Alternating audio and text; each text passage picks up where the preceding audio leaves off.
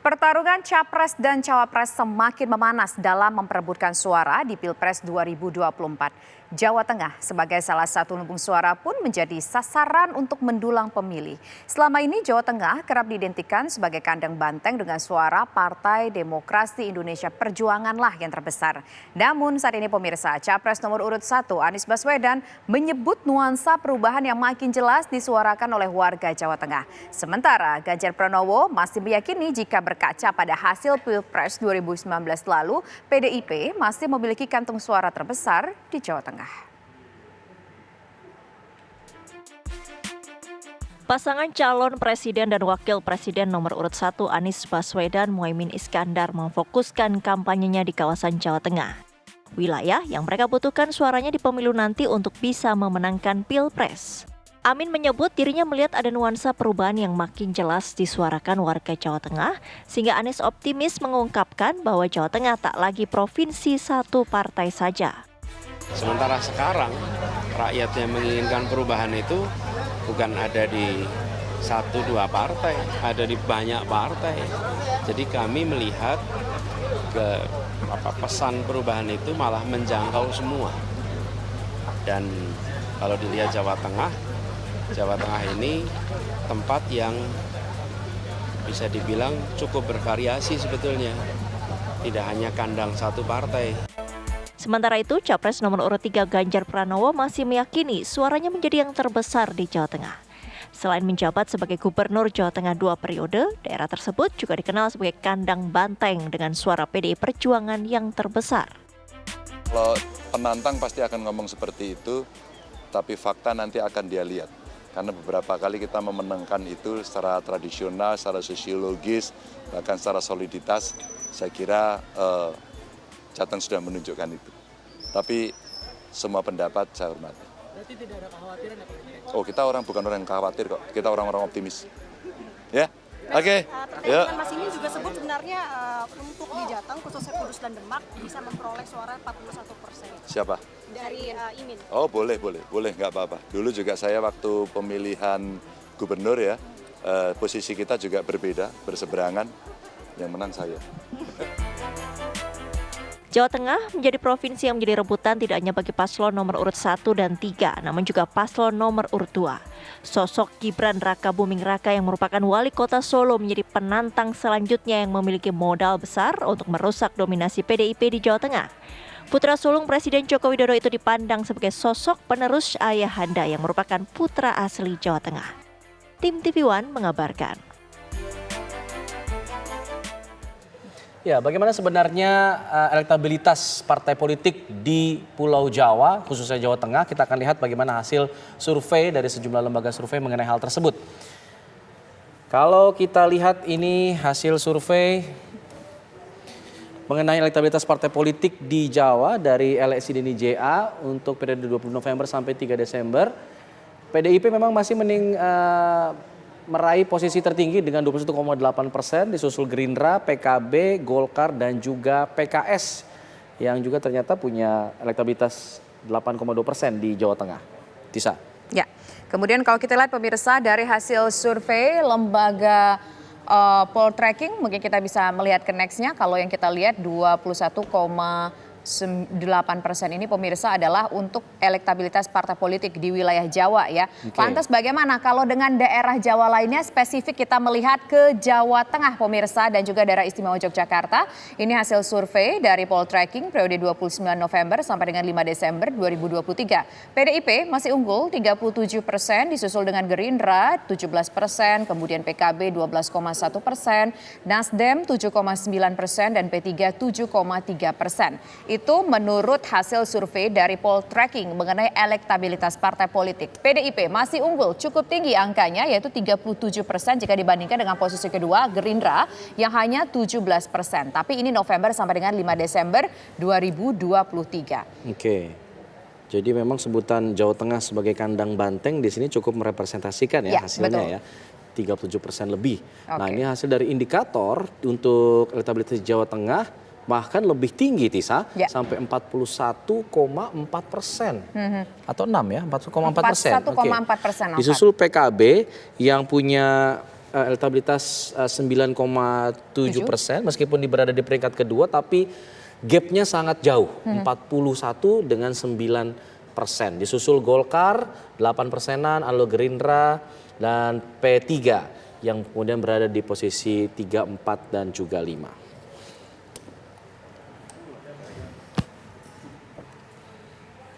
Ya, lantas akankah Jawa Tengah mengubah warna mereka dengan mulai masifnya gelombang narasi perubahan atau justru dominasi PDIP dan pengaruh putra mahkota daerah di Jawa Tengah yang lebih menarik bagi suara di Jawa Tengah? Untuk membahasnya pemirsa, saat ini sudah ada sejumlah narasumber, yaitu ada peneliti LSI DNIJA, yaitu ada Mas Hanggur Rojati, kemudian juga ada Mada Sukmawati atau Pak Mada Sukmawati, maksud kami pemirsa, selaku Sukmajati, selaku pakar politik dari Universitas Gadjah Mada. Selamat sore Bapak-Bapak semua. Pertama saya ingin ke Mas Hanggoro terlebih dahulu nih. Kita ingin bicara soal hasil dari LSI yang tadi juga sudah sempat kita sampaikan di layar kaca. Ini kan Jawa ya, 21,8%. Nah, LSI DNIJA punya nggak mungkin hitung-hitungannya elektabilitas untuk wilayah Jawa Tengah? Yang lebih spesifik. Ya, kalau untuk yang survei terbaru kita belum membreakdown ke per provinsi, karena nanti tentunya akan ada bias dari sisi data, karena tentunya semakin ke provinsi, semakin sedikit respondennya, maka yang possible kita breakdown per wilayah yang cukup besar dalam hal ini adalah Jawa. Nah, menarik memang Jawa Tengah itu terutama, yang pertama dia dianggap sebagai kandang banteng, ya juga basisnya Ganjar, tetapi begitu Gibran berpasangan dengan Prabowo, seketika itu juga Jawa Tengah merupakan battleground, terutama antara Prabowo Gibran versus Ganjar Mahfud. Saya tidak melihat secara cukup kuat isu-isu yang tadi seperti disampaikan di awal berkaitan dengan Anies di sana ya, Anies Muhaimin di Jawa Tengah. Karena kalau lihat datanya, pergeseran suara di Jawa Tengah ini lebih banyak antara Ganjar Mahfud dengan Prabowo Gibran. Itu yang paling dinamikanya paling tinggi. Jadi kalau kita lihat berdasarkan beberapa survei yang lalu, ketika sebelumnya pada bulan Oktober Ganjar Mahfud cukup dominan di Jawa Tengah 70,1% versus Prabowo Gibran yang hanya 10,7%. Tapi begitu menginjak pada bulan November, suaranya Ganjar Mahfud menjadi 61,8, sementara Prabowo Gibran 24,6%. Jadi dinamikanya cukup kuat di antara dua pasang ini. Sementara di posisi Anies Muhaimin tidak begitu signifikan. Oke, itu kan dari kacamata survei ya, tapi dari kacamata politik seperti apa? Ini ada Pak Mada Sukmayati yang bisa menjelaskan apakah memang di lapangan, di akar rumput memang benar-benar menggambarkan apa yang tadi kita lihat, bagaimana hasil survei tersebut, atau memang ada gambaran berbeda begitu yang Anda lihat? Hal ya yang penting untuk kita diskusikan ketika kita membicarakan perilaku memilih ya masyarakat Indonesia, terutama di Jawa Tengah. Yang pertama adalah data tentang semakin rendahnya party identification di Indonesia. Itu datanya sekitar hanya 15% pemilih yang merasa benar-benar dekat dengan partai politik. Artinya 85% itu merasa tidak dekat, dan ini peluang untuk kemudian mengganti pilihannya itu sangat tinggi. Tapi yang kedua, data juga menunjukkan bahwa keajegan perilaku memilih itu juga sudah mulai terjadi di partai-partai politik kita sejak pemilu 2004 sampai 2019. Ya, jadi yang disampaikan sekitar 40% masyarakat Jawa Tengah memilih PDI Perjuangan itu adalah salah satu pola yang sebenarnya sudah semakin ajeg ya, atau dalam bahasanya perilaku memilih itu tingkat pelembagaan perilaku memilihnya sudah kuat gitu. Nah, cuma ada yang ketiga yang menurut saya juga penting, ini adalah soal jumlah undecided voters yang menurut data surveinya Litbang Kompas itu sekitar hampir 29%.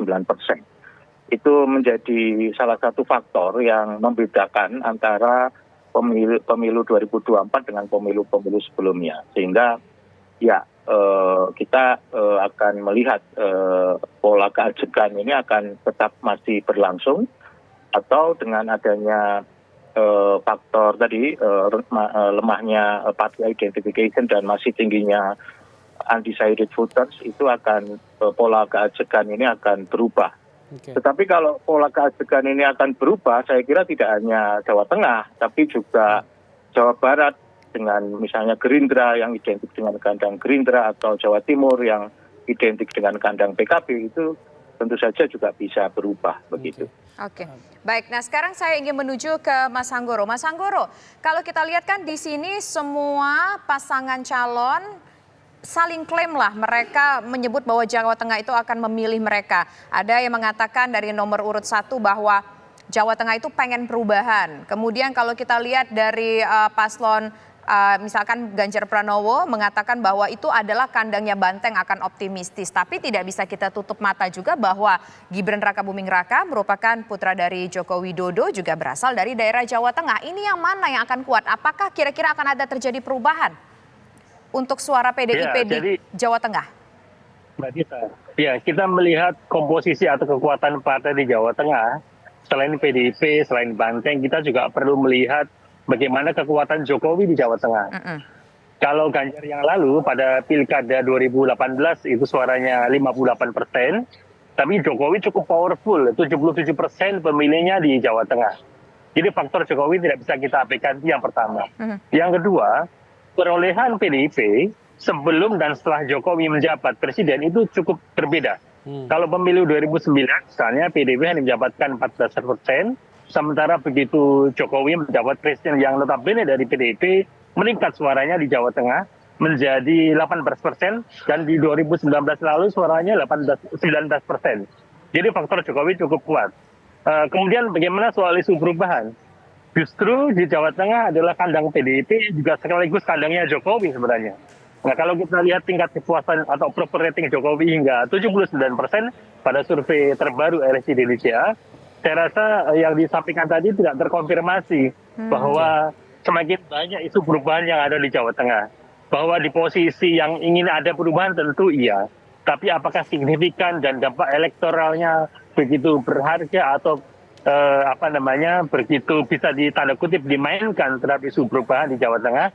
Untuk yang survei terakhir itu namanya belum terkonfirmasi oleh data. Sebab majority atau bahkan tinggi 79% publik masih mengendaki kepuasan kinerja presidennya cukup tinggi sebesar itu. Mas Anggoro. Yang paling menarik adalah yang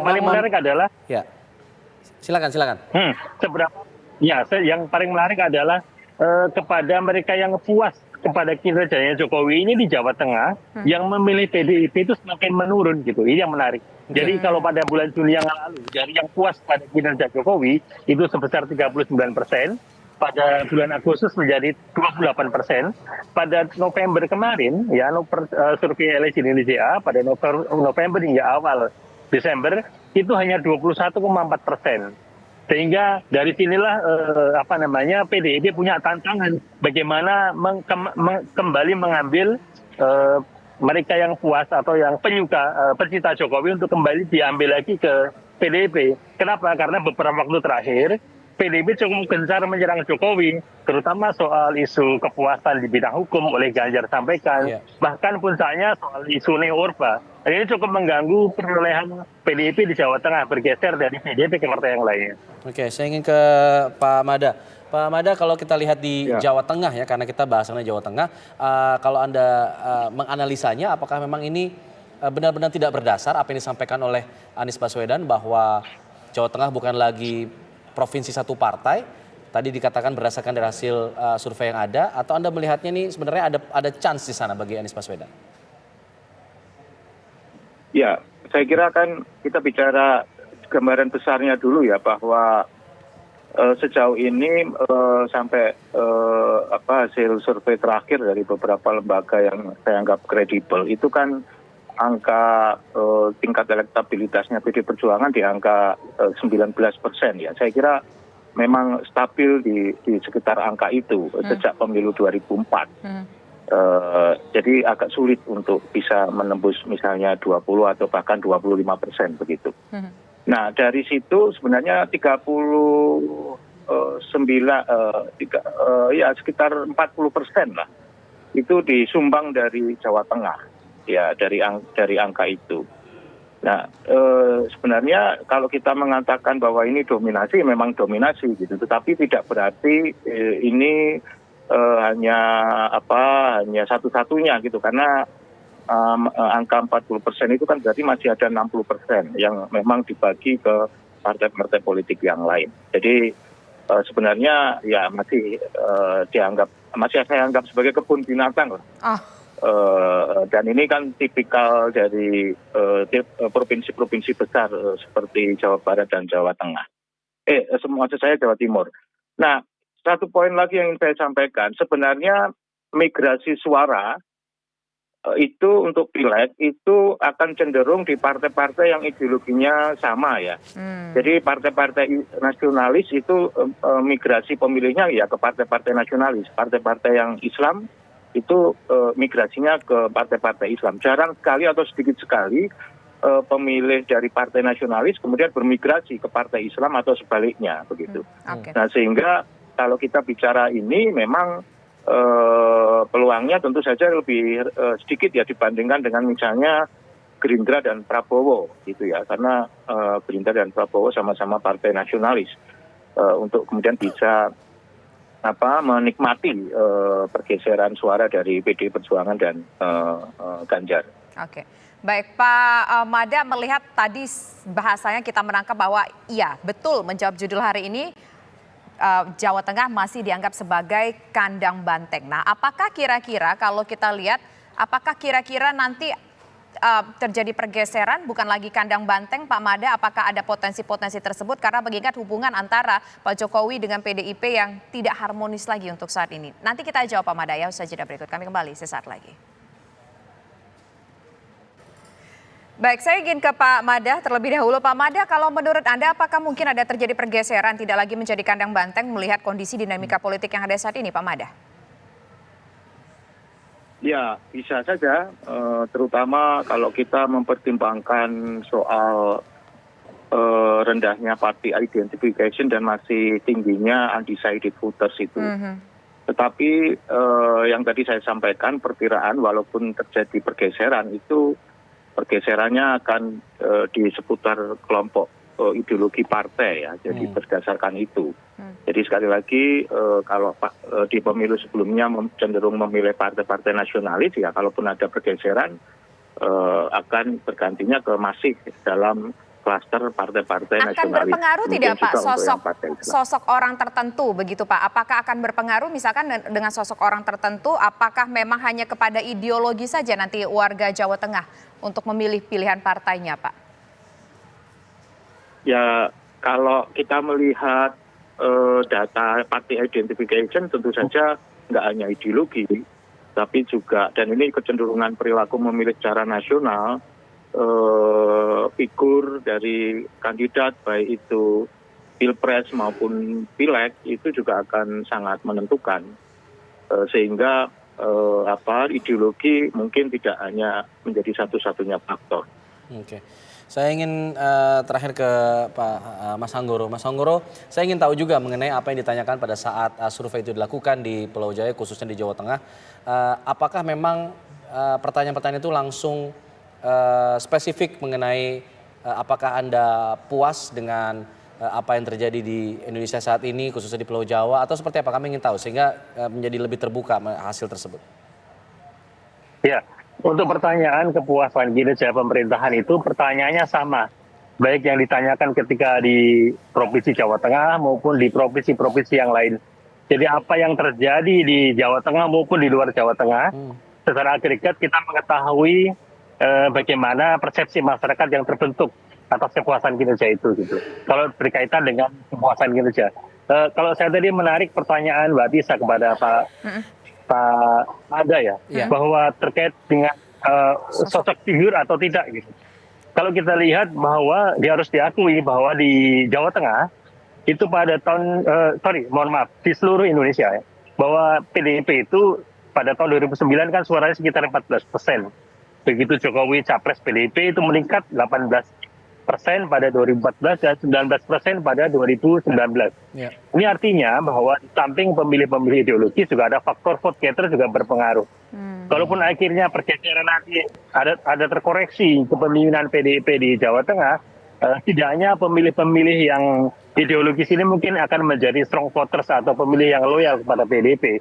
Tetapi pemilih-pemilih yang pilihannya bukan berdasarkan ideologi sangat mungkin akan cair. Bisa saja kalau PDIP tidak melakukan recovery hubungannya dengan Jokowi, PDIP akan kembali kepada titik di mana elektabilitasnya sebelum Jokowi menjabat sebagai presiden. Oke. Jadi ini berpotensi ke sana. Yang pertama itu. Yang kedua, suasana Pilpres 2019 dibandingkan dengan 2024 ini sedikit berbeda. Terutama soal militansi grassroots-nya. Kalau pada pemilu 2019 yang lalu hanya ada 2 pasang dan di sana head to head, itu mengantarkan partisipasi yang tinggi sebesar 81% dibandingkan dengan pemilu-pemilu sebelumnya 2014, 2009 partisipasi pada pemilu kemarin cukup tinggi. Nah, sementara ke depan ini nampaknya pergesekan atau persaingan ketat ini hanya terjadi banyak di elit gitu ya.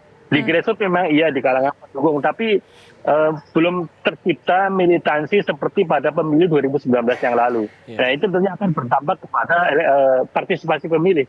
Nah, kantong-kantong partai dalam hal ini PDIP di Jawa Tengah, apabila partisipasinya rendah juga akan mempengaruhi perolehan suara PDIP di Jawa Tengah. Pun sebaliknya, semakin banyak partisipasinya tentunya akan mempengaruhi. Partisipasi ini akan berpengaruh pada elektabilitas PDIP. Satu sisi itu, sisi yang lainnya tantangannya sekali lagi adalah mengembalikan tanda kutip gitu hubungan PDIP dengan Jokowi. Yang suka tidak suka itu berdampak sekali pada elektabilitas PDIP di Jawa Tengah.